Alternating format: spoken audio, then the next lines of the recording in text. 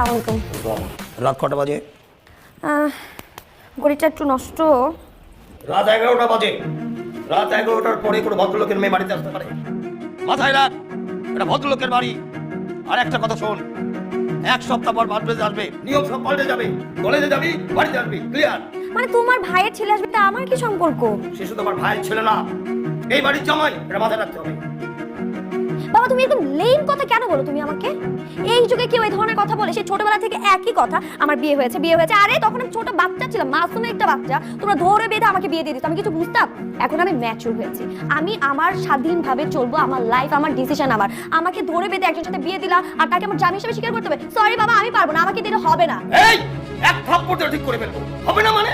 স্বাধীনতা, স্বাধীনতা মানে এই? আমি একটা কথা বলি, আমার ভাইকে আমি মিত্রকে কথা দিয়েছিলাম, তার ছেলেকে আমি জামাই করবো, আমি তার সঙ্গে তোকে বিয়ে দিয়েছি। তুই জানিস যে তোর বোন, এর বাইরে আমি অন্য কিছু ভাবতে চাচ্ছি না। পারভেজ এই বাড়ির জামাই।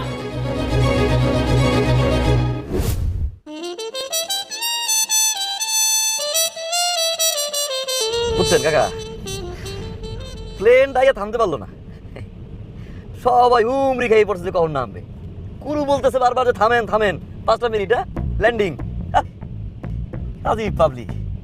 দুবাই এয়ারপোর্টে সুন্দর নিয়ম কানুন মাইনা প্লেনে উঠলো। এই বাংলাদেশ নামার পর থেকেই মনে হয় মামাবাড়ির আবদার। হায় রে আজব মানুষ রে। মাশাল্লাহ, বিল্ডিং টিল্ডিং হয়ে গেছে না? দেশটার কিন্তু ভালোই উন্নতি হয়েছে না? সুন্দর পরিষ্কার পরিচ্ছন্ন, রাস্তা বড় করছে, ভালো লাগতেছে। টুকটুকির পড়াশোনা কেমন চলে? টুকটুকি মনে হয় চিনতে পারে না আমারে। না না বাবা, ও আসলে কি চুপচাপ, মানে এরকমই চুপচাপ থাকে।